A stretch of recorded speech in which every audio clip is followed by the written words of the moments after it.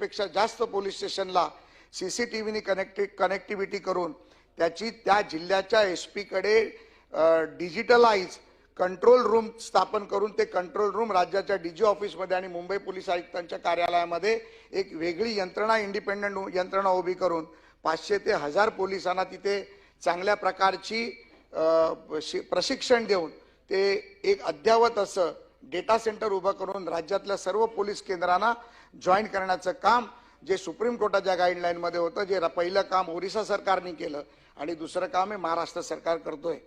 त्यामुळे वाहतूक व्यवस्थापन देखील मुंबईमध्ये फार मोठ्या प्रमाणावरती अडचण आहे आणि ते देखील कृत्रिम बुद्धिमत्तेवरती आपण करण्याचं काम करतोय। त्यामुळे गुगल कंपनी बरोबर centre of excellency in AI हा करार देखील आपण केला गेला आणि माझ्या माहितीप्रमाणे महाराष्ट्र राज्य हे पहिलं राज्य आहे जे नवी मुंबईमध्ये 200 एकर मध्ये सेंटर ऑफ एक्सलन्सीची उभारणी करते आणि मला वाटतं देशातलं हे पहिलं राज्य असेल। त्याच्यामुळे ज्या पद्धतीमध्ये राज्याचे मुख्यमंत्री आणि गृहमंत्री कायदा आणि सुव्यवस्थेमध्ये येणाऱ्या प्रत्येक गोष्टीसाठी लागणाऱ्या ज्या ज्या गोष्टीची गरज आहे त्या गोष्टीचा उपयोग करून त्याला राज्यामध्ये कशा पद्धतीत सुरक्षित करता येईल आणि सुपरिस्थितीमध्ये चांगल्या पद्धतीमध्ये जनतेला देशातीलच नव्हे तर जगातील चांगलं तंत्रज्ञान, मग ते गुगल असेल, मायक्रोसॉफ्ट असेल, TCS असेल आणि अनेक कंपन्या, मग त्या मेक इन इंडिया असतील, आंतरराष्ट्रीय असतील, या सर्वांना एकत्र घेऊन एकत्रितपणे कायदा सुव्यवस्थेवरती करण्याचा प्रयत्न आपलं सरकार करते। त्यामुळे ज्या पद्धतीमध्ये पुन्हा एकदा मी सांगतो की विरोधी पक्षांनी जो पोरखेळ मांडला होता तो पोरखेळ आता कुठेतरी बंद केला पाहिजे आणि खऱ्या अर्थाने आपले जे गृहमंत्री आणि मुख्यमंत्री खऱ्या अर्थाने या कायदा सुव्यवस्थेसाठी प्रयत्न करतायत त्यासाठी त्यांनी प्रयत्न केला पाहिजे। माझी तर सभापती महोदय यांना विनंती आहे की तुम्ही टीका करण्यापेक्षा तुमच्याकडे जर काही चांगल्या कल्पना असतील, कल्पना या प्रत्येकाकडे असू शकतात सभापती महोदय, मध्ये सत्ताधारी असतील, विरोधक असतील, काही ज्येष्ठ नेते देखील त्या विरोधी पक्षात बसलेले आहेत, ज्यामध्ये खडसे साहेबांचं मला नाव घेता येईल, ज्यामध्ये सचिन अहिरांना अनुभव फार मोठा आहे, अनेक अनिल परब आहेत, अनेक लोक आहेत, काँग्रेसचे देखील भाई जगताप आहेत। त्यामुळे तुम्ही तुमच्या आयडिया घेऊन माननीय मुख्यमंत्र्यांच्या दालनात जा आणि सांगा की मला या राज्याच्या विकासासाठी हे करायचं आणि ते करत असताना राज्याचे मुख्यमंत्री निश्चितपणे तुमचं अभिनंदन करतील आणि तुमचं स्वागत करून तुम्हाला एकत्रितपणे बसून तुम्ही दिलेल्या कल्पना या कृती आराखड्यात उतरवण्याचं काम करतील ही देखील मला खात्री आहे। परंतु फक्त मुख्यमंत्र्यांना बदनाम करायचं काम करायचं, मुख्यमंत्र्यांनी काहीतरी चुकीचं केलंय सांगायचं काम करायचं आणि मग कुठलं तरी एखादं प्रकरण घेऊन एखाद्या आकाचं नाव घेऊन पुढे येऊन पुन्हा राज्याला बदनाम करायचं। पण आपण ह्या गोष्टी सभापती महोदय विरोधी पक्ष विसरत असतो। ज्यावेळी आम्ही राज्याच्या मुख्यमंत्र्यावरती किंवा सत्ताधारी पक्षावरती जेव्हा टीका करतो, एखाद्या जिल्ह्याला ज्या वेळेला आम्ही एखाद्या ठिकाणी टार्गेट करून बोलण्याचं काम करतो त्यावेळेला आम्ही नुसता जिल्हा नाही तर अख्खा महाराष्ट्र बदनाम करण्याचं काम करतो, हे देखील सभापती महोदय त्यांनी विसरता कामा नये। आता क्रूरकर्मा औरंगजेबाचं उदात्तीकरण करून राज्यात कायदा सुव्यवस्था बिघडवली जाते। मी नागपूरच्या प्रकरणाचं उदाहरण देतो। काल संध्याकाळी मी एका छोट्या बैठकीसाठी मंत्रालयात निघालो, या बाहेर आपल्या विधानभवनाच्या बाहेर स्वतःला जाळून घेण्याचा प्रयत्न केला आणि मग त्यामध्ये कोणीतरी काहीतरी प्रक्षोभक भाषण केलं म्हणून आम्ही केलं। परंतु माझं म्हणणं आहे की आम्ही या हिंदुस्थानामध्ये राहतो, या हिंदुस्थानाच्या मातीत राहतो, आम्ही या हिंदुस्थानावरती प्रेम करतो। आमच्यासाठी जर पहिला धर्म कुठला असेल तर तो हिंदुस्थानावरती प्रेम करणं, हिंदुस्थानाच्या मातीवर प्रेम करणं। आणि कोण औरंगजेब? मला वाटतं की या जगामधल्या कुठल्याही मग इराण पर्शियापासून आपण सौदी अरेबियापासून UAE पर्यंत जाऊया, या कुठल्याही मुस्लिम कंट्रीमध्ये औरंगजेबाचं उदात्तीकरण केलं जात नाही। आणि मग भारतामध्ये ते का केलं जातं? 1, 2, 4, 5, 10, 2-3% टकली लोकांसाठी अशा प्रकारे औरंगजेबाचं उदात्तीकरण करून ज्या पद्धतीमध्ये नागपूरची दंगल घडवली गेली, सभापती महोदय मला जी माहिती मिळाली आणि माननीय मुख्यमंत्र्यांनी खालच्या सभागृहात जे निवेदन केलं त्या निवेदनावरनं मिळालेल्या माहितीनुसार मला जे कळलंय त्यामध्ये नागपूरच्या बाहेरच्या येऊन लोकांनी तिकडे दंगल घडवण्याचा प्रयत्न केला। त्यामध्ये 2 ते 3 लोकांनी तिकडच्या काही 8-10 लोकांना अटक झाली आणि टार्गेटेड अटॅक केले गेले, टार्गेटेड खडसे साहेब, की ह्या गाडीमध्ये गणपती आहे ती गाडी जाळा, ह्या गाडीमध्ये राम जय श्रीराम लिहिलंय ती गाडी जाळा, हे घर कुठल्या तरी अमुक माणसाचं आहे त्याला तोडायचा प्रयत्न करा। आणि मग अशा प्रकारे जर या राज्यामध्ये नागपूर सारख्या शहरामध्ये खडसे साहेब, ज्या शहराला आपण शांतताप्रिय शहर म्हणतो, ज्या शहरामध्ये राष्ट्रीय स्वयंसेवक संघाचं मुख्य कार्यालय आहे आणि ज्या ठिकाणी दंगल घडली त्या ठिकाणी सन्माननीय परमपूज्य मोहन भागवतजींचं निवासस्थान आहे, अशा ठिकाणी जर दंगल घडवण्याचं कृत्य करत असतील तर त्यांना बुलडोझरनी घर पाडण्याचं काम नाही तर बुलडोझरनी ठेचून काढलं पाहिजे, ही माझी मागणी आहे सभागृहामध्ये. सभापती महोदय, आपण प्रत्येक वेळेला जसं मी आपल्याकडे म्हणत होतो की ज्या पद्धतीमध्ये आम्ही बीडचा विषय काढला, बीडच्या विषयामध्ये आका कोण होता, कोण झाला, काय झाला, अटक झाली, सर्वच झालं. पण नुसतं हे करत असताना सभापती महोदय अनेक विषयावरती बोलता येईल. माझ्याकडे काल परवाच एक विषय माझ्या कानावरती आला.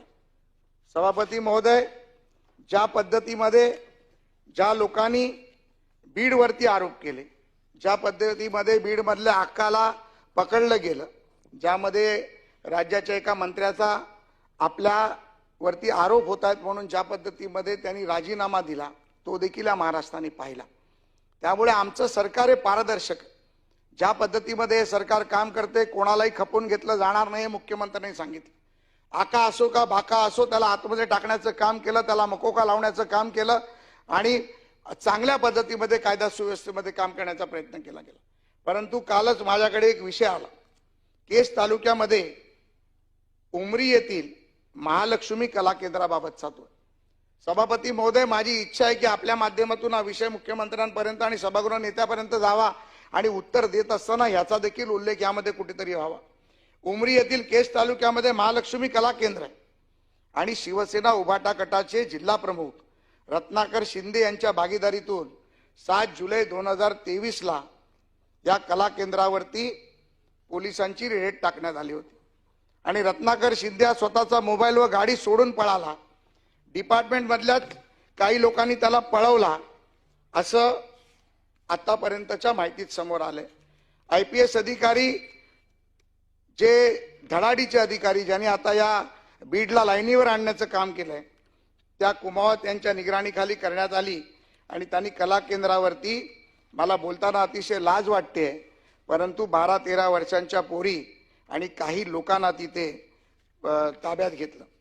आणि या कला केंद्राचा मोरक्या दुसरा तिसरा कोणी नसून हा रत्नाकर शिंदे आहे.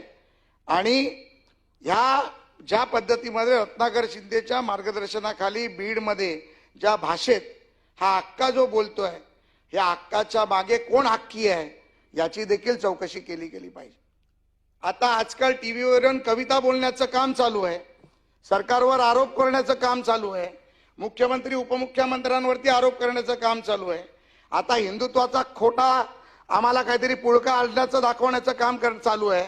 पण जे आज या अक्का ज्या पद्धतीमध्ये हिंदुत्वाचा पुळका दाखवत आहेत, त्याच अक्का ज्या वेळेला प्रभू श्री रामावर काय बोलल्या होत्या, एकदा उभाटाचे नेते उद्धव ठाकरेंनी एकदा मागे जाऊन पाहायला पाहिजे. याच अक्का ज्या वेळेला शिवसेना प्रमुख कैलासवासी बाळासाहेब ठाकरेंबद्दल किती खालच्या स्तरावर जाऊन बोलले होते, हे देखील उभाटाचे नेते माननीय उद्धवजींनी पाहिलं पाहिजे. त्यामुळे हा जो अनुचित प्रकार जो घडला, सभापती महोदय, मला आपल्याला फार स्पष्टपणे या विषयामध्ये सांगायचं आहे की ह्या विषयामध्ये आपण या सभागृहाच्या माध्यमातून माननीय मुख्यमंत्र्यांना आणि गृहमंत्र्यांना हा विषय सांगावा आणि या विषयाची पूर्ण चौकशी नीती माननीय SP कडनं डिटेल घेऊन ज्या वेळेला ह्याच्यामध्ये उत्तर येईल त्यावेळेला ह्या संपूर्ण प्रकरणाच्या मागे कोण हक्की आहे आणि कोण हक्का आहे याचा देखील शोध लागला पाहिजे आणि या सभागृहामध्ये त्याचा उहापोह होऊन त्याचं उत्तर सभागृहाला आलं पाहिजे. सभापती महोदय, ही माझी मागणी आहे. त्यामुळे सभापती महोदय, ज्या पद्धतीमध्ये आम्ही आरोप करतो, ते आरोप करत असताना त्या आरोपामध्ये आम्हाला देखील कधीतरी कोणतरी पकडेल ही भीती त्यांनी देखील मनामध्ये ठेवली पाहिजे. त्यामुळे सभापती महोदय, माननीय मुख्यमंत्री सक्षम आहेत, गृहमंत्री सक्षम आहेत, हे राज्याचं सरकार सक्षम आहे. राज्याचे 2-2 उपमुख्यमंत्री मुख्यमंत्र्यांच्या मागे खंबीरपणे उभे आहेत. माननीय अजितदादा कैक वर्ष या राज्याच्या सरकारमध्ये राहिलेले आहेत. राज्याचा अर्थमंत्री म्हणून रेकॉर्ड ब्रेक त्यांनी अर्थसंकल्प या राज्याला दिलेले आहेत आणि एकनाथ शिंदे देखील राज्याचे मुख्यमंत्री म्हणून काम करत असताना अतिशय सक्षमपणे आणि एक संवेदनशील नेता म्हणून त्यांनी या राज्यामध्ये स्वतःची ठसा उमटवली आहे. त्यामुळे महिलांच्या विनयभंगाची व्याख्या आता बदलायला लागली. विनयभंगाचा गुन्हा आता बलात्काराचा गुन्हा समजण्यात येतो आणि त्यामुळे निर्भयाच्या घटनेनंतर आपण महिलांना तक्रारींना free registration of the complaint करण्याचं काम देखील या राज्यामध्ये माननीय मुख्यमंत्र्यांच्या कारकिर्दीत करण्याचं काम झालंय। मागील काळात महिलांवरील अत्याचाराची नोंद करण्यासाठी कोण पुढे येत नव्हतं। समाजामध्ये आपली बदनामी व्हायला भीतीने महिला पुढे येत नव्हत्या। त्यांच्यावर अत्याचाराविषयी बोलू लागलं तर त्यांच्याच वरती वेगळ्या पद्धतीत तक्रार नोंद करून त्यांना घाबरवण्याचं काम केलं जायचं। आता अशा प्रकारच्या गुन्ह्याच्या आरोपींना वर्गीकरण करण्यात आलंय आणि महिलांवरील अत्याचार प्रकरणी 60 दिवसात आरोपपत्र दाखल करण्याच्या सूचना देखील माननीय मुख्यमंत्र्यांनी या राज्य सरकारनी छत्रपतींच्या आशीर्वादाने चालणाऱ्या ह्या सरकारने केलंय। आणि मला वाटतं की सभापती महोदय, यामुळे आरोपपत्र दाखल करण्याचा दर आता 90% गेलाय आणि हा दर 100% आणण्याचा 6 महिन्यातच प्रयत्न या राज्याचा राहील। या भारतीय न्याय संहितेच्या नवीन कायद्यानुसार अशा गुन्ह्यामध्ये सिद्धता वाढण्याची व्यवस्था देखील उभी करण्यात आली। आम्ही अनेक वेळा या सभागृहामध्ये अनेक विषयावरती, निर्भयासारख्या विषयावरती आम्ही चर्चा केली। त्यामुळे शक्ती कायदा आणण्याचा देखील आम्ही चर्चा केली। अनेक लोकांनी सहभागी घेतला। त्यामुळे अतिशय सक्षम असा महिलांच्या सुरक्षेचा कायदा या सभागृहामध्ये येईल याची मला खात्री आहे। या बलात्काराच्या गुन्ह्यामध्ये 24 मध्ये 60 दिवसात निगराणी करण्याचे प्रमाण 94% होते। 25 मध्ये सभापती महोदय 99% आलंय आणि मला वाटतं की हे 100% देखील आता लवकरच होईल। सभापती महोदय, ऑपरेशन मुस्कानचा देशपातळीवर गौरव झाला। लहान मुलींच्या शोधामध्ये राज्यामध्ये ऑपरेशन मुस्कान उपक्रम आपण राबवला। अशा पद्धतीमध्ये 12 उपक्रम पूर्ण करण्यात आले आणि या उपक्रमाला देश पातळीवर देखील गौरवण्यात आले। राज्यामध्ये 38,910 मुलांच्या ऑपरेशनच्या माध्यमातून शोध घेऊन सभापती महोदय त्यांना पालकापर्यंत पोहोचवण्याचं काम केलं। लहान लहान मुलांना पळवून न्यायचं, त्यांना कुठेतरी नेऊन विकायचं किंवा त्यांना परदेशात नेऊन विकायचं, अशा प्रकारचे जे उद्योग चालले होते सभापती महोदय, हे ऑपरेशन मुस्कानच्या माध्यमातून बंद झाले आणि ह्या आरोपींना देखील मकोकाखाली अटक करण्याची प्रोव्हिजन या राज्य सरकारने केली। त्यामुळे यापुढे आमच्या लहान मुलांवरती कोण डोळे उघडून बघण्याचं काम देखील करणार नाही याची मला खात्री आहे।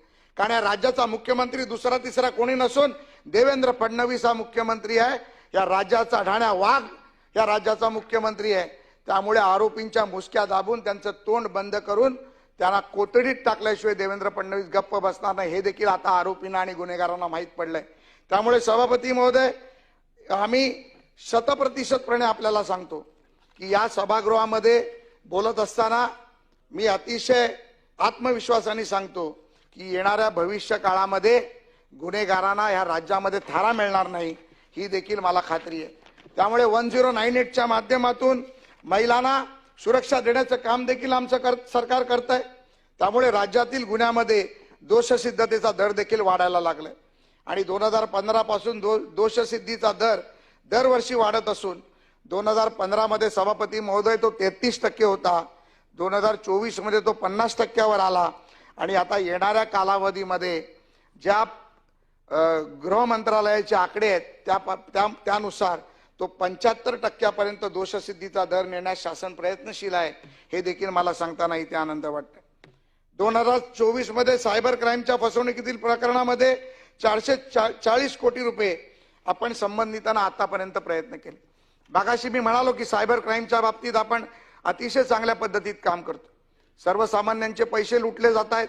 आजच्या नवीन तंत्रयुगाप्रमाणे एखाद्या व्यक्तीला जर लुटलं गेलं आणि जर त्यांनी 2 तासामध्ये जर त्या सायबरच्या टोल फ्री 1045 नंबरवर जर फोन केला तर तात्काळ ते पैसे बँकेमध्ये ब्लॉक करण्याची यंत्रणा देखील आपल्या सरकारने उभी केली। त्यामुळे सभापती महोदय, सर्व बाबतीत, गुन्हेगारांच्या बाबतीत असेल, खंडणीखोरांच्या बाबतीत असेल, लहान मुलांना पळवण्याच्या बाबतीत असेल, महिला अत्याचाराच्या बाबतीत असेल, सर्व बाबतीमध्ये 100% काम करण्याचं काम हे सरकार करतंय। त्यामुळे ह्या सरकारने दुसरा एक फार मोठा प्रयत्न माननीय मंत्री महोदय करायचा प्रयत्न केलाय। आजकाल सायबर क्राईम बरोबर, आर्थिक गुन्ह्याबरोबर अंमली पदार्थांचं नेटवर्क या राज्यामध्ये, देशामध्ये, जगामध्ये फार मोठ्या प्रमाणावर चालायला लागलंय आणि अंमली पदार्थ विकणं हा गुन्हा नाही, त्याला देहदंडाची शिक्षा झाली पाहिजे। सभापती महोदय, ही माझी मागणी आहे। आमचं पुढचं भविष्य उद्ध्वस्त करण्याचं काम हे अंमली पदार्थ विकणारी लोक करतात आणि मग ते कुठल्याही समाजाची, राज्याची जातीची, धर्माची, कुठल्याही पक्षाची असते. या अंमली पदार्थाच्या गुन्ह्यामध्ये एखादा जर आरोपी मिळाला तर त्याला ध्येयदंडाची शिक्षा झाली पाहिजे. सभापती महोदय, ही माझी मागणी आहे. त्यामुळे हे राज्य सरकार कटिबद्ध आहे. उद्याच्या देशाच्या भवितव्यासाठी येणाऱ्या 2047च्या बलशाली भारतासाठी, ज्या बलशाली भारताचं स्वप्न देशाचे पंतप्रधान माननीय नरेंद्र मोदीजींनी पाहिलंय, एक शक्तिशाली भारत, बलशाली भारत, सामर्थ्यशील भारत, स्वतःच्या शक्तीने उभा राहिलेला भारत, आणि ते भारत आम्ही पाहत असताना आजच्या वयोगटातील 18 ते 35 वर्षाची मुलं ही त्यावेळी त्या शक्तिशाली भारताचे शिल्पकार आणि निर्माते असतील याची देखील मला खात्री आहे. पण या भारताच्या शक्तिशाली भारताच्या निर्मात्यांना, शिल्पकारांना जर अंमली पदार्थामध्ये वेढून जर कुठल्या प्रकारची यंत्रणा अंतर्गत दहशतवाद अशा पद्धतीत पसरवण्याचा प्रयत्न करत असेल तर त्यांचा समूळ नाश केला पाहिजे. सभापती महोदय, ही देखील मागणी माझी आहे. त्यामुळे माननीय मुख्यमंत्र्यांनी घोषणा केली आहे की प्रत्येक पोलीस स्टेशनला अंमली पदार्थ विरुद्ध सेल सुरू केला जाईल आणि अंमली पदार्थाची विक्री, वाहतूक आणि साठवणुकीवर देखील कारवाई केली जाईल. अंमली पदार्थाविषयी गुन्हेगारांमध्ये जे पोलीस आढळून येतील त्या पोलिसांना देखील बडतर्फ केला जाईल. सभापती महोदय, हे करत असताना आपल्याला एक दोन गोष्टीची सूचना मला करावीशी वाटते की आजकाल अंमली पदार्थांचा विळखा जास्त करून कॉलेज आणि शाळांच्या बाहेर आपल्याला दिसतो. त्यामुळे प्रत्येक शाळा, प्रत्येक कॉलेज आणि नुसतं पोलिसांनी करून चालणार नाही, तर तुमच्या आमच्यासारख्या सामाजिक कार्यकर्त्यांनी, नेतृत्वानी देखील यामध्ये पुढाकार घेतला पाहिजे. शिक्षण संस्था चालकांनी देखील पुढाकार घेतला पाहिजे. तिकडच्या स्थानिक नगरसेवकांनी देखील पुढाकार घेतला पाहिजे. कारण ह्यांचा टार्गेटेड वयोगट हा 16 वर्षापासून हा 20, 22, 25 वर्षापर्यंतचा असतो. त्यामुळे सभापती महोदय, आपण निर्देश द्यावे आणि या राज्यातील सर्व शाळा, संस्था चालकांना आणि सर्वांना एक प्रकारची सूचना देऊन एक प्रकारचं आपण ज्याला म्हणतो की जनजागृती मोहीम जी करण्याचा प्रयत्न आपण केला पाहिजे. त्यामुळे सभापती महोदय, आपण या पद्धतीमध्ये सूचना द्याव्यात आणि बंद रासायनिक कंपन्यांना नियमित भेट देण्याच्या सूचना देखील MIDCला करून ज्यामध्ये चुकीच्या पद्धतीमध्ये ड्रग्स निर्माण केले जातात ते कुठेतरी बंद करायला आपण भाग पडलं पाहिजे, ही देखील माझी विनंती आहे. सभापती महोदय, भारतीय न्याय संहिता, भारतीय नागरिक सुरक्षा संहिता, भारतीय साक्ष्य संहिता हे 3 कायदे आणि नवीन कायद्याचा वापर करून देशामध्ये असलेला पहिला क्रमांक टिकवून महाराष्ट्राने हे पोलिसांसमोर आव्हान आहे. तर राज्यामधील कायदा आणि सुव्यवस्था राखण्यासाठी आपण सर्व कटिबद्ध आहोत हे देखील राज्याने आपल्याला आता दाखवून देण्याची वेळ आलेली आहे. त्यामुळे भ्रष्टाचार पूर्णपणे बंद करून पारदर्शक कारभार झाला पाहिजे यासाठी देखील आपण प्रयत्न केला पाहिजे. माझं सभापती महोदय, देशाचे गृहमंत्री सन्माननीय अमित शहाजींचं देखील या सभागृहात अभिनंदन करावं असं वाटतं. जे IPCचे कायदे ब्रिटिश काळापासून माननीय माजी खासदार साहेब या देशामध्ये लागू होते, या मागच्या अधिवेशनात माननीय गृहमंत्र्यांनी, माननीय पंतप्रधान आणि मंत्रिमंडळाच्या साह्याने या कायद्यामध्ये फार मोठे बदल केले. मी त्याच्यासाठी आमच्या हेमंतजींचं अभिनंदन करतो. ज्या वेळेला हे कायदे झाले त्यावेळेला ते खासदार म्हणून त्या सभागृहात होते आणि आज मी या सभागृहामध्ये त्या कायद्यावर चर्चा करत असताना ते विधान परिषदेचे सदस्य म्हणून या सभागृहात आहेत. हे आमचं देखील भाग्य आहे की ते जे कायदे ज्या वेळेला त्या कायदे मंडळात झाले त्यावेळेला हेमंतजींनी देखील हात वर करून तिथे त्याला साथ दिली होती आणि तो कायदा निर्माण करण्यामध्ये मदत केली होती. त्यामुळे सभापती महोदय, या कायद्याचा बदल ह्या देशाचा बदल होणार आहे आणि या IPCच्या कायद्याच्या बदलाच्या मागे सभापती संपलं एकच पान आहे सभापती महोदय. त्यामुळे पुढे जाण्याचं काम होणार आहे. त्यामुळे त्या IPC कायद्याचा फायदा या राज्यातील पोलिसांना देखील होणार आहे, ही देखील मला पूर्णपणे कल्पना आहे. आणि जेवढा कडक कायदा करता येईल तेवढ्या दुर्दैवी घटना बंद होतील हे देखील मला माहिती आहे. त्यामुळे माननीय मुख्यमंत्री त्याच्या मागे देखील आहेत. त्यामुळे सभापती महोदय, ज्या पद्धतीमध्ये मी बीडचे प्रकरण सांगितलं, संतोष देशमुखांचं प्रकरण सांगितलं, नागपूरची जाळपोळ घटना सांगितली, कायदा सुव्यवस्थेला गालबोट लावण्याचं काम ज्या पद्धतीमध्ये केलं गेलं त्याच्यावर कडक शासन आपण केलं पाहिजे, ही देखील माझी सभापती महोदय मागणी आहे. सभापती महोदय, उतळ पाण्याला खळखळाट फार असतो. त्यामुळे महाविकास आघाडीमध्ये देखील रंग बदलणारे सरडे खूप आहेत. कायदा सुव्यवस्थेच्या नावाखाली सरकारला बदनाम करून देवेंद्र फडणवीसांना कसं बदनाम करता येईल याचा प्रयत्न केला जातो. सभापती महोदय, काल माननीय मुख्यमंत्र्यांनी निवेदन करत असताना जयकुमार गोरे जे खालच्या सभागृहातील सदस्य आणि आपले मंत्री आहेत, त्यामध्ये कशा पद्धतीमध्ये त्यांना बदनाम करायसाठी कोण कोण लोक त्याच्यामध्ये इन्व्हॉल्ड होती हे देखील सांगितलं आणि पार नाव घेऊन सांगितलं. त्यामध्ये खालच्या सभागृहातील एक सदस्यांचं देखील नाव घेतलं गेलं, या देशाच्या खासदार त्यांचं देखील नाव घेतलं गेलं. अशा प्रकारे जर आम्ही एक वेगळ्या पद्धतीच्या घाणेरड्या राजकारणाची संस्कृती आणि परंपरा जो उभे करणार असू आणि एक खालच्या थरावर जाऊन जर राजकारण करण्याचा जर प्रयत्न करून कोणाला बदनाम करून एखाद्या महिलेच्या नावाखाली जर बदनाम करणार असू तर सभापती महोदय, या सभागृहात मी त्यांचा निषेध करतो आणि अशा प्रवृत्तीला ठेचून काढून त्यांच्या कॉल डिटेल्स आणि डिटेल काढून त्यांच्यावरती देखील गुन्हा दाखल केला गेला पाहिजे. सभापती महोदय, ही मी मागणी करतो. त्यामुळे 10 वर्षापासून महाराष्ट्र बॉम्बलास्ट मुक्त राहिला गेला. मुंबईमध्ये मोहल्ल्यामध्ये मोहल्ला समित्या स्थापन केल्या गेल्या.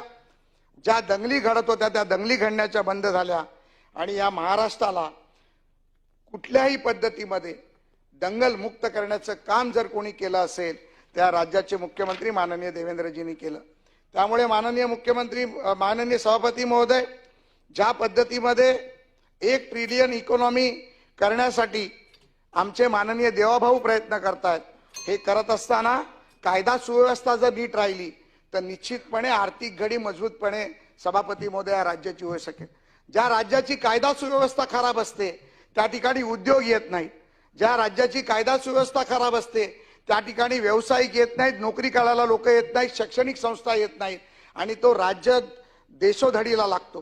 त्यामुळे ज्या पद्धतीमध्ये आमचे देवाभाऊ हे राज्याचे मुख्यमंत्री म्हणून सक्षमपणे कायदा सुव्यवस्था हाताळतायत, मला पूर्णपणे माननीय सभापती महोदय पूर्णपणे खात्री आहे की हे राज्याचे मुख्यमंत्री आणि गृहमंत्री राज्याची कायदा सुव्यवस्था अबाधित ठेवण्यासाठी 100% काम करतील आणि पूर्णपणे या राज्याची इकॉनॉमी $1 ट्रिलियन पर्यंत घेऊन जाण्याचा प्रयत्न करून या राज्याला विकसित महाराष्ट्र, गौरवशाली महाराष्ट्र करण्याचं काम या पुढील 5 वर्षात करतील. आणि ते करण्यासाठी मी एकच नाव या विरोधकांना सांगतो की ते नाव तुम्ही रोज सकाळी झोपेतून उठल्यावर आठवा, म्हणजे तुम्हाला धाडस होणार नाही की राज्यावरती गालबोट लावून खोट्या काहीतरी प्रचार करून या राज्याला आणि बदनाम करण्याची तुमची हिंमत होणार नाही. ते नाव आहे देवेंद्र सरिताताई गंगाधरराव फडणवीस. त्यामुळे विरोधकांनी हे नाव लक्षात ठेवावं. सभापती महोदय, कायदा सुव्यवस्था या राज्यातला नीट आहे, चांगला आहे. जिथे अडचण पडेल तिथे सत्ताधारी असलो तरी आम्ही बोर्ड दाखवू आणि कायदा सुव्यवस्था सक्षम करण्यासाठी प्रयत्न करू. एवढंच आज आपल्या माध्यमातून या सभागृहाला सांगतो. आपण बोलायची संधी दिली त्याबद्दल आपलं आणि सभागृहाचं धन्यवाद मानतो. जय हिंद, जय महाराष्ट्र. अंतिम आठवडा प्रस्तावावरती गेल्या 3 दिवसापासून चर्चा सुरू आहे. 31 सदस्यांनी बोलण्याची इच्छा व्यक्त केली. पैकी 4 सदस्याची भाषणं झालेली आहेत. आजच्या सत्रामध्ये 1 तास आणि 10 मिनिट मध्ये 2 सदस्याची भाषणं झालेली आहेत. आणखी 27 सदस्यांना बोलायचं आहे आणि आपण आता 5वे सदस्य म्हणून बोलण्यास उभा राहणार आहे. त्यामुळे हेमंत पाटील, या सगळ्या परिस्थितीचा विचार करून आज शेवटचा दिवस आहे, याचं उत्तर देखील आज येणं अपेक्षित आहे. त्या अनुषंगाने आपण या चर्चेला सुरुवात करावी. धन्यवाद सभापती महोदय. सन्माननीय सदस्य प्रवीण दरेकर यांनी नियम 260 अन्वये आणलेल्या प्रस्तावाचं समर्थन करण्यासाठी मी आज आपल्यासमोर उभा आहे. सभापती महोदय, या संयुक्त महाराष्ट्राचं जेव्हा महाराष्ट्र राज्य झालं 1 मे 1960 रोजी, त्यावेळेस नागपूर आणि विदर्भ हे सिटी अँड बेरर प्रांत म्हणून ओळखल्या जायचं आणि मध्य प्रदेशातील काही भाग नागपूर त्या भागाची राजधानी होती. आणि त्यावेळेस महाराष्ट्र एक संध राज्य झालं पाहिजे, संयुक्त महाराष्ट्राचा लढा झाला आणि नागपूर करार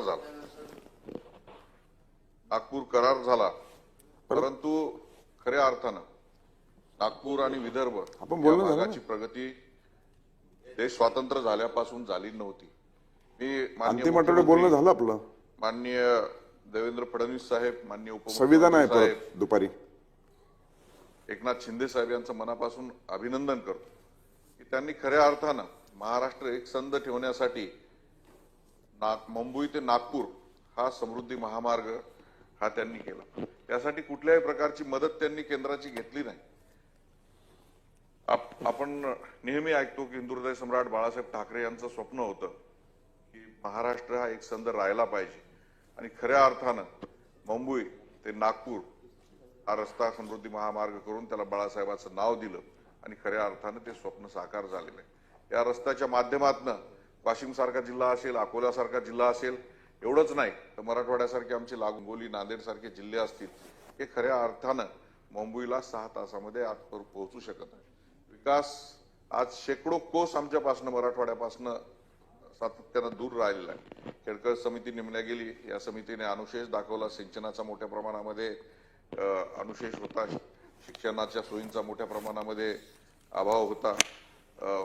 नोकर भरतीमध्ये मोठ्या प्रमाणामध्ये अनुशेष होता आणि त्याच्यामुळे मराठवाड्याचा अनुशेष मोठ्या प्रमाणामध्ये राहिला आणि मराठवाडा हा पाठीमागे राहिला. खऱ्या अर्थानं या सरकारनं मराठवाड्यातल्या विकासाला चालना देण्याचं काम केलेलं आहे.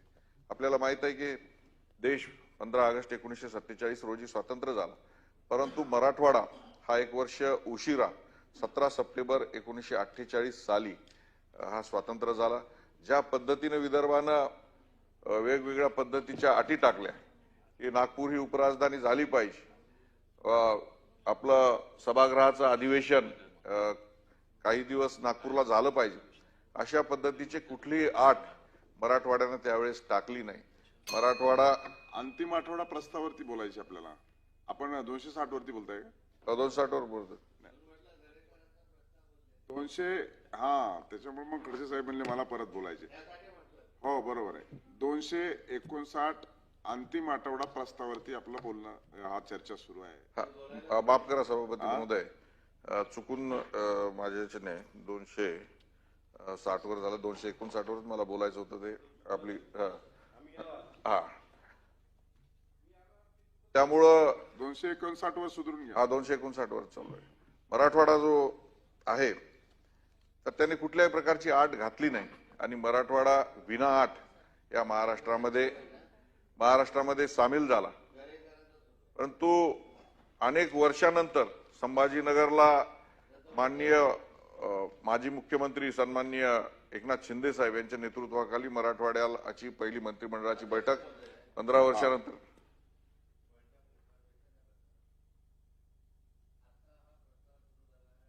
दरेकर साहेबांनी सत्ताधारी पक्षाकडे आणलेला ठराव आहे. अंतिम आठवडा प्रस्ताव आहे. अंतिम आठवड्यावर त्यांनी आधी नाही, नागपूर करार वगैरे सुरू केलं म्हणून म्हटलं. मराठवाड्याचं बोलू द्या ना साहेब. असं काय दोन्ही मराठवाडा आणि आपला दोन्ही खानदेश प्रस्ताव सारखेच ongoing पाठिंबा आहेत, आहेत, त्याच्याबद्दल परंतु बोलतो. त्यांच्याकडे 260 ची कागद हातात आली आणि त्यांनी बोलायला सुरू केलं. हा. 259 वरती ऍक्च्युअल आपण बोलतायत. हो, हो. सुरू पुढे.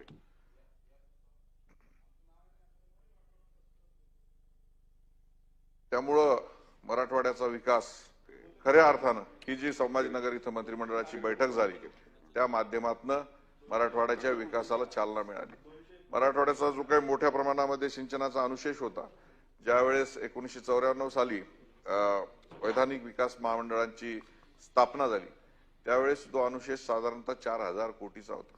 आज अनुशेष सन्माननीय सदस्य खडसे साहेब 16000 कोटीवरती तो मराठवाड्याचा अनुशेष पोहोचलेला आहे.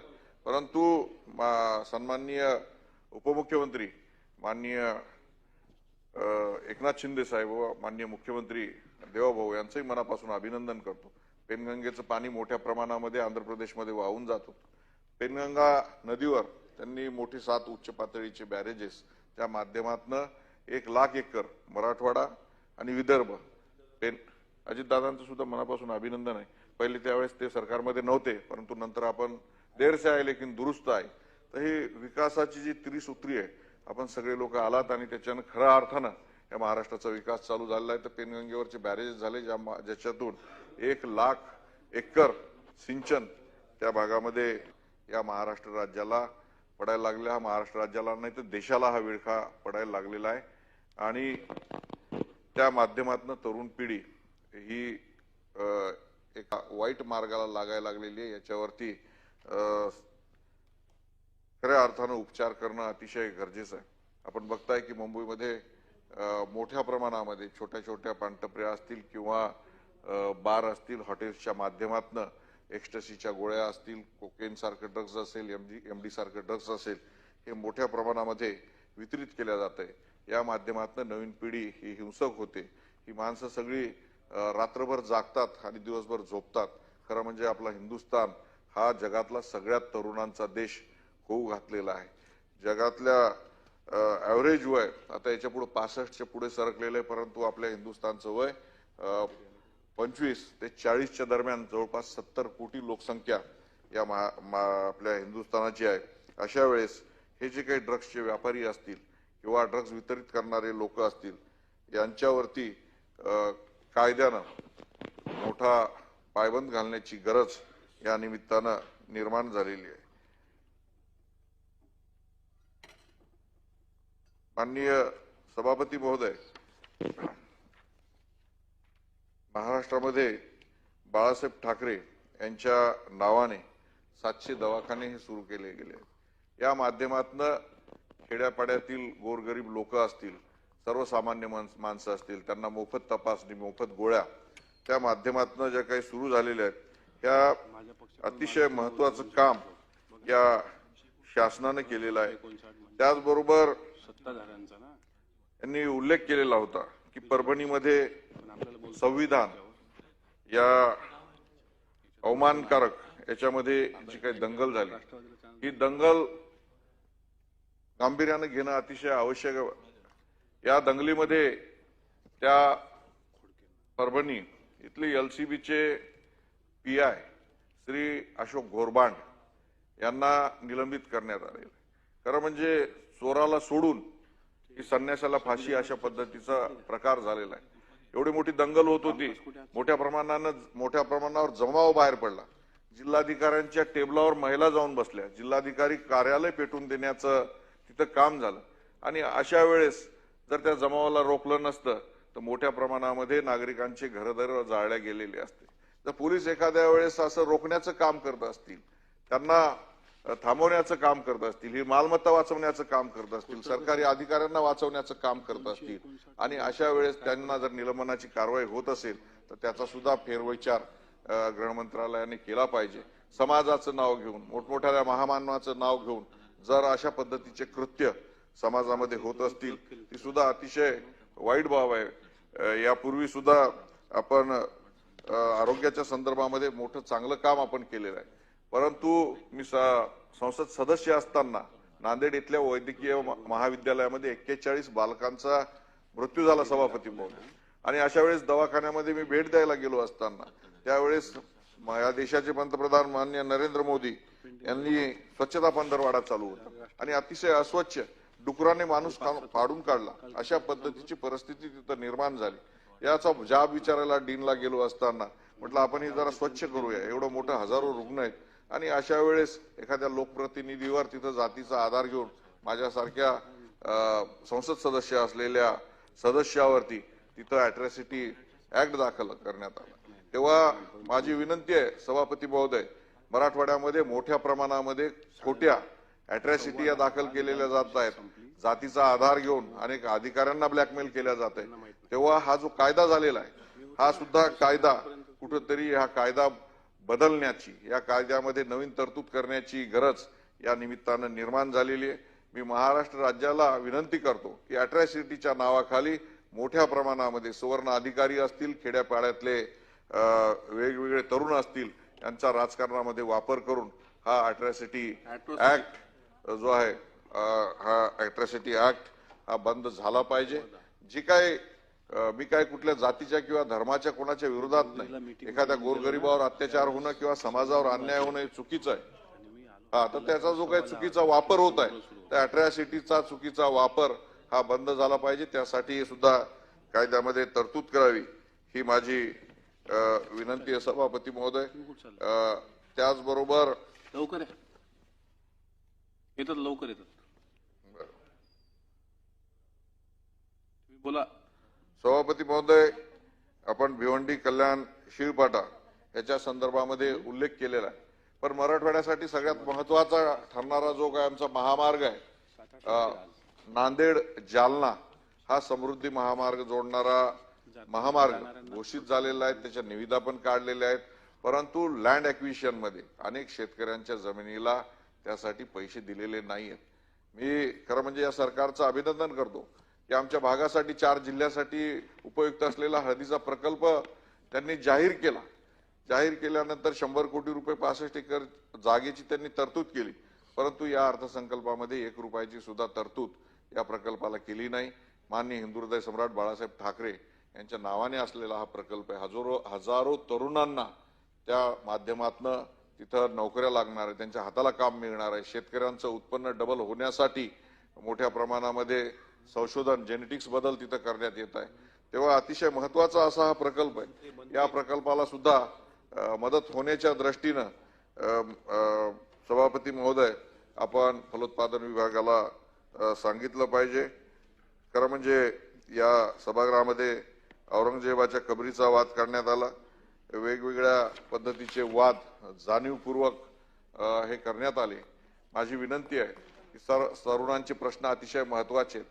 समाजाचे शेतकऱ्यांच्या भाववाढीचे प्रश्न हे अतिशय महत्वाचे आहेत. या सभागृहाचा वेळ तरुणांच्या बेरोजगारीच्या प्रश्नावरती, या शेतकऱ्यांच्या भाववाढीच्या प्रश्नावरती, सर्वसामान्यांवर गरिबांवर होणाऱ्या अन्यायावरती खर्च झाला पाहिजे.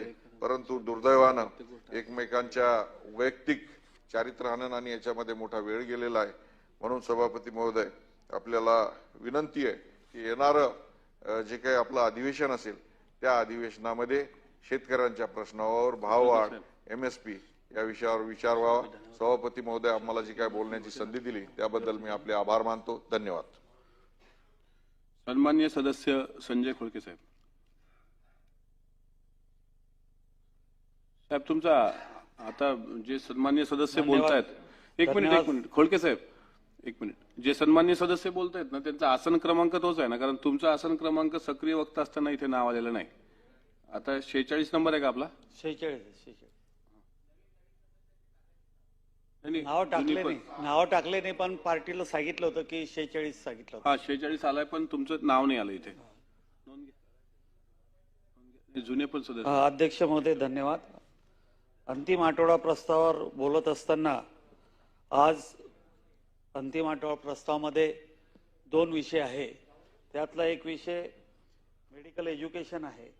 मेडिकल एज्युकेशनच्या संदर्भात बोलताना देशाचे पंतप्रधान माननीय मोदी साहेबांनी मेडिकल कॉलेजेसच्या संदर्भातला एक मोठा निर्णय या देशामध्ये घेतलेला आहे की जेवढे मेडिकल कॉलेज, जेवढे जिल्हे आहे देशातल्या सर्व जिल्ह्यामध्ये मेडिकल कॉलेज निर्माण करण्याचा त्यांनी तो विषय घेतलेला आहे.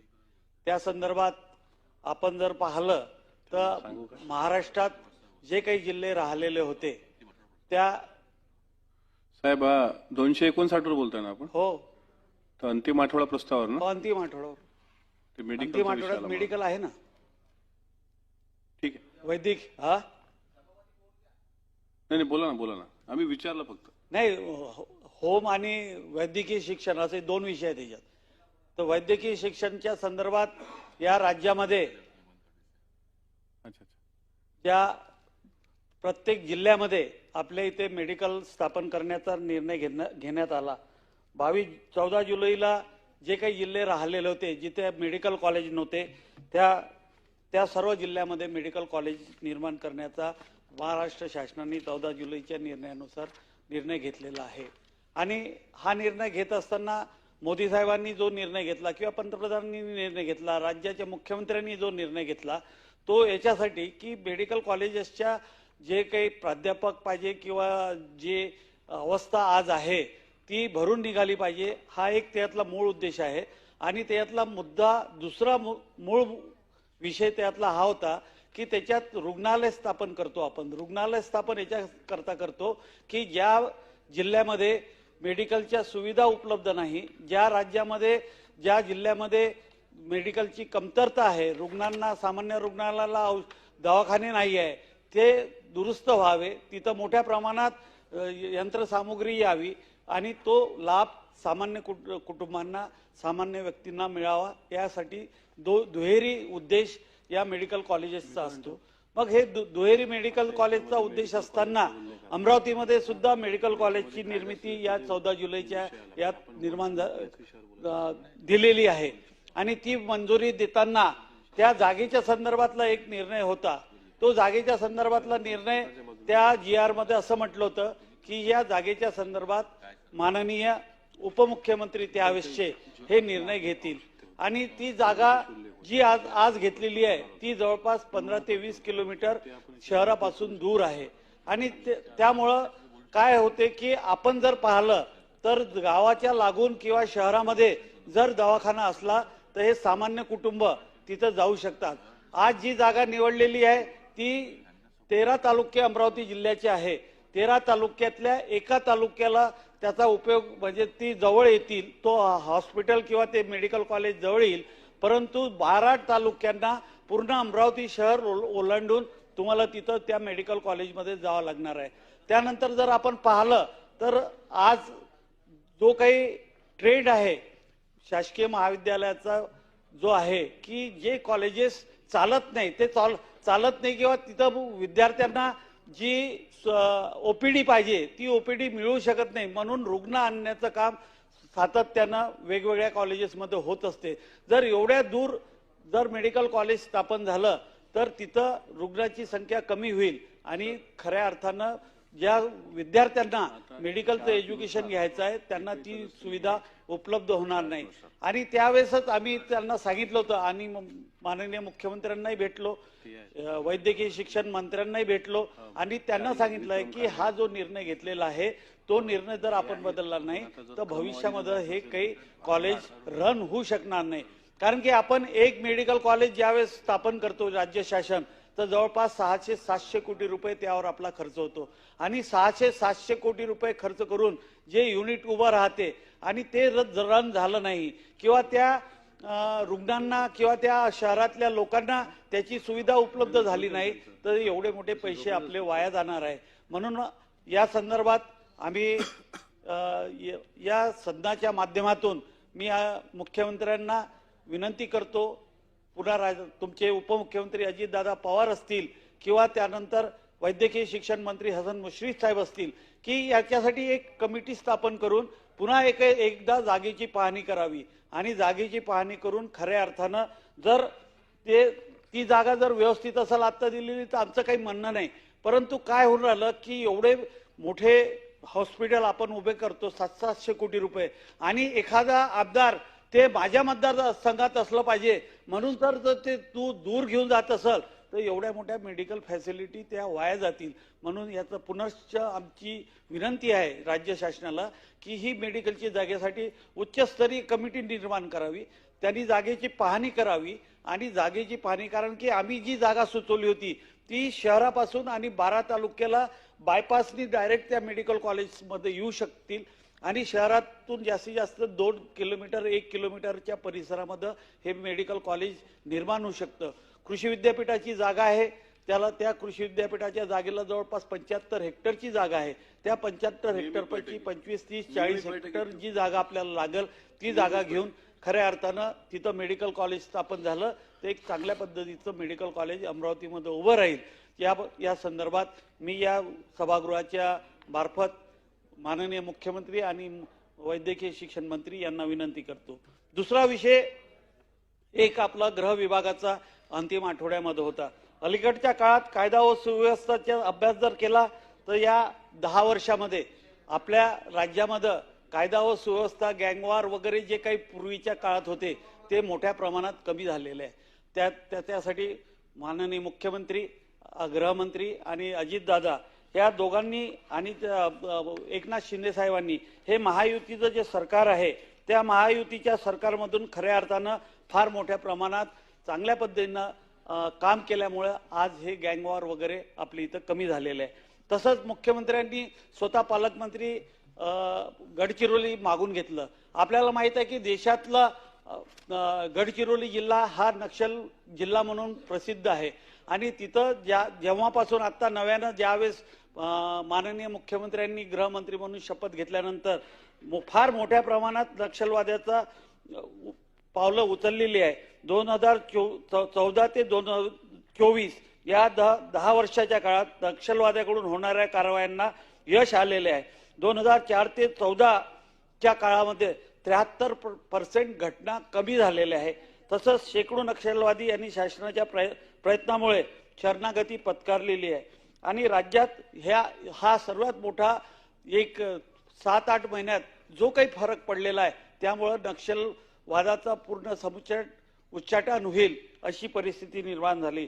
राज्यात सायबर गुन्ह्यामध्ये फार मोठ्या प्रमाणात वाढ झाली असून राज्यातील लाखो नागरिकांची कोट्यवधी रुपयाची फसवणूक झालेली आहे.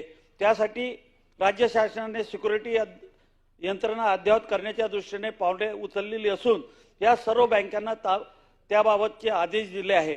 असे गुन्हे भविष्यात होऊ नये याची दखल घेऊन महाराष्ट्र सायबर विभागाने कारवाई करणे सुरू केले आहे. त्याकरिता महाराष्ट्र सायबर विभाग सायबर सिक्युरिटी कॉर्पोरेशन सुरू करण्यात येणार आहे. तसेच या अंतर्गत महाराष्ट्रातील सर्व कंपन्यांना वर्षातून 1 वर्ष सायबर ऑडिट करण्याचे बंधनकारक केले आहे. हा सुद्धा शासनाने घेतलेला एक चांगला निर्णय या काळातला आहे. यामध्ये विशेषतः कोल्हापूर येथे 17 लाखाचा अलीकडच्या काळात राज्यात मोठ्या प्रमाणात अंमली पदार्थाची विक्री होत असताना आपल्याला दिसते. यामुळे राज्यातील युवकांचे आयुष्य बिघडत आहे. यावर नियंत्रण आणण्यासाठी राज्य शासनाने मोठ्या प्रमाणात मोहीम आखली असल्याचे दिसून येते. वेगवेगळ्या ठिकाणी छापे टाकणं चालू आहे, परंतु या मोहिमेला अजून चांगलं मूर्त स्वरूप देण्याचं गरज आहे. आपण जर पाहिलं तर अलीकडच्या काळात कोल्हापूरला 17 लाखाचा मुद्देमाल जप्त केला. त्यानंतर साताऱ्याला 22 किलो अंमली पदार्थ जप्त केले आणि 4 लोकांना अटक केली. त्यानंतर 200 कोटीचे अंमली पदार्थ आणि 1,60,000ची रोख रक्कम सुद्धा तिथे जमा करण्यात आली आहे. ठाणे जिल्ह्यात शीट डायगरमध्ये एमडी तस्करी करणाऱ्या गुन्हेगारांना कारवाई करून 25 लाखाचा माल जप्त केलेला आहे. त्यानंतर उल्हासनगरमध्ये 11,72,000चा एमडी जप्त केलेला आहे. नवी मुंबईमध्ये 1,10,10,00,000चा अंमली पदार्थ जप्त केलेला आहे. म्हणजे हे जे काही काम सध्या गृह विभागामध्ये चालू आहे ते बरोबर आहे, परंतु तेवढ्यानेच आज अंमली पदार्थ थांबतील असं काही चित्र निर्माण झालेलं नाही. म्हणून या संदर्भात गृहमंत्री आणि माननीय राज्याचे मुख्यमंत्री यांना या सभागृहाच्या द्वारे मी विनंती करत आहे की याच्यासाठी एक नवीन सेल आपण स्थापन केलेलाच आहे, परंतु यावर फार मोठ्या प्रमाणात लक्ष देण्याची गरज आहे. आपलं महाराष्ट्राचं पोलीस दल हे जे आहे, आपण जर तसं पाहिलं तर देशातलं सर्वात चांगलं दल म्हणून आपल्या इकडे पाहिल्या जाते, परंतु त्यात काही उणिवा आपल्या इथं आहे. कारण की पोलिसांची भरती ही फार मोठ्या प्रमाणात आपण आता मागच्या 10 वर्षाच्या काळात केलेली आहे, परंतु तरीही सुद्धा मोठ्या प्रमाणात पोलिसांची भरती करण्याची गरज आहे.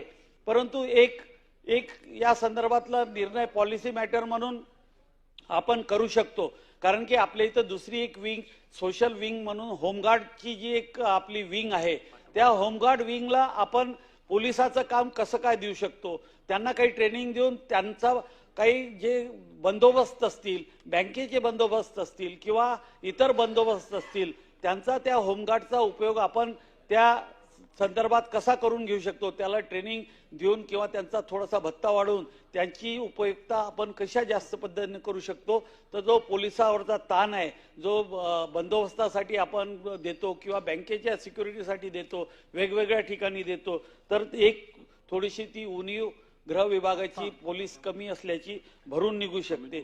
आपण जर पाहिलं तर ट्रॅफिकचा मोठा प्रश्न या राज्यामध्ये निर्माण झालेला आहे आणि ट्रॅफिकची महाराष्ट्राची विंग जी आहे ती फार मोठ्या प्रमाणात मजबूत करण्याची गरज आहे. त्याच्याप्रमाणे आपण जर पाहिलं तर पोलिसाच्या ज्या वसाहती मोठमोठ्या शहरात आहे, पोलिसांना आपण सर्व सुविधा उपलब्ध करून देतो, परंतु त्यासोबतच त्यांचे कुटुंब जे आहे त्यांच्या कुटुंबांना आपण चांगल्या पद्धतीच्या फॅसिलिटी उपलब्ध करून दिलेल्या आहे. परंतु ज्या वसाहती आहे त्या वसाहतीमध्ये त्यांच्या मुलांसाठी, त्यांच्या पाल्यांसाठी जर आपण त्या वसाहतीमध्ये अभ्यासिका सारखं जर आपण एखादं ट्रेनिंग सेंटर प्रत्येक वसाहतीमध्ये उभारलं तर त्याचा उपयोग त्याच्या पाल्यांना आणि त्यांच्या कुटुंबांना होईल. ही एक माझी सूचना आहे की माननीय मुख्यमंत्र्यांनी जेवढ्या पोलिसाच्या वसती आहे तिथे एक सुविध लायब्ररी आणि अभ्यासिका ही उभारल्यास एक पाल्यांना त्यांच्या मोठी सवलत निर्माण होणार आहे. आपण जर पाहिलं तर ह्या सर्व बाबी करत असताना मुख्यमंत्र्यांनी जे काही निर्णय घेतले त्या निर्णयात अजून काहीतरी करण्याची गरज आहे. कारण की हा महाराष्ट्राचा पोलीस दल जो आहे हा महाराष्ट्राचा पोलीस दलाचं एक नाव होतं आणि आजही आहे. तरी पण त्याला थोडंसं अजून चांगल्या पद्धतीनं दुरुस्त करण्याची गरज आहे. मी अमरावतीचा जर आपण विचार केला तर अमरावतीची जी कमिशनरेट आहे त्या अमरावती कमिशनरेटला स्थापन होऊन आज 20 वर्षाच्या वर पिरियड होऊन गेलेला आहे.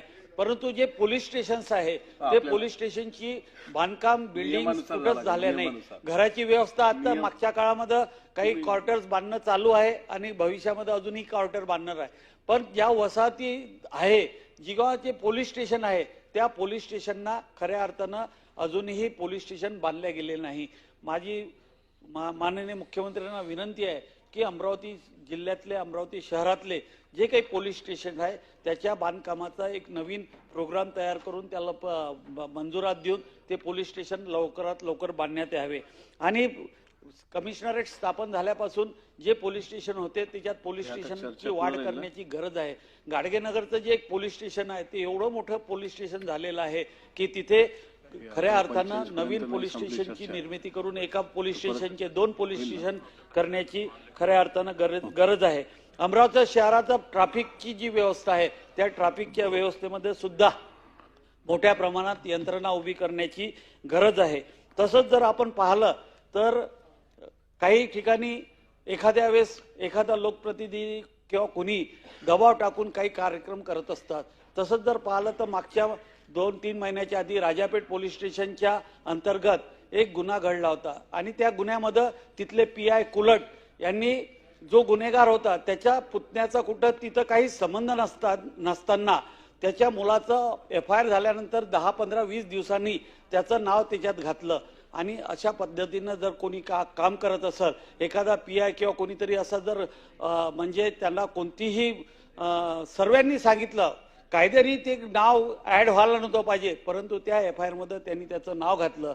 अशा पद्धतीनं जर दबावाखाली जर कोणी काम केलं तर त्यांना त्याच्यावर कारवाई करण्याची गरज आहे. मी आपल्याला या सभागृहाच्या याच्यातून माननीय मुख्यमंत्र्यांना विनंती करतो की या सर्व बाबीवर आपण तातडीने लक्ष घालावं आणि जो काही निर्णय शासकीय निर्णय आहे तो घ्यावा एवढी विनंती करतो आणि सभापती महोदयांचा आभार मानतो की मला आपण जी वेळ दिली त्याबद्दल आपला आभारी. धन्यवाद. सन्माननीय सदस्य अरुण लाड. हो तुम्ही खोत साहेब असं नका करू. क्रमवारीनं जायचंय आपल्याला. रुलिंग अपोजिशन सर्वांना न्याय द्यायचा. आपलं सरकार सर्वांना न्याय देणार आहे. सन्माननीय सदस्य अरुणांना तुमची तयारी आहे ना? 259 वर बोलताय ना? अंतिम आठवडा प्रस्तावावर बोलताय ना आपण? नाही. हा चला राजेश राठोड आणि तुमच्या दोघांमध्ये ठरवून घ्या कोण बोलतं. मला चिठ्ठी आलेली. राजेश राठोड चला. सभापती महोदय, अंतिम आठवडा प्रस्तावावर बोलताना खर तर या राज्यामध्ये कायदा आणि सुव्यवस्थेची पूर्णपणे वाट लागलेली असताना बीड जिल्ह्याचं प्रकरण असेल, परभणीचं प्रकरण असेल, म्हणजे अक्षरशः पोलिसांची दादागिरी त्या ठिकाणी परभणीमध्ये बघायला महाराष्ट्राला या ठिकाणी दिसली. आणि ज्या पद्धतीने तिथे कोम्बिंग ऑपरेशन झालं, ज्या पद्धतीने एका वंचित घटकातील एका खूप चांगल्या शिक्षित अशा तरुण मुलाचा पोलिसाच्या ताब्यात असताना खून झाला, त्याचा निषेध मी या सभागृहात करतो. सभापती महोदय, त्या ठिकाणी सामाजिक कार्य करणाऱ्या एका लोकनेत्याला महाराष्ट्र आज गमावून बसलेला आहे. असं असताना त्या दोघांना किमान 2 कोटी रुपयाचं सहकार्य शासनाने करून त्यांच्या कुटुंबातील एक सदस्याला शासकीय नोकरीमध्ये सामावून घेणं गरजेचं असताना या ठिकाणी शासनाकडनं कसलीही तयारी किंवा त्याबाबतची हालचाल या शासनाकडनं दिसत नाही. उलट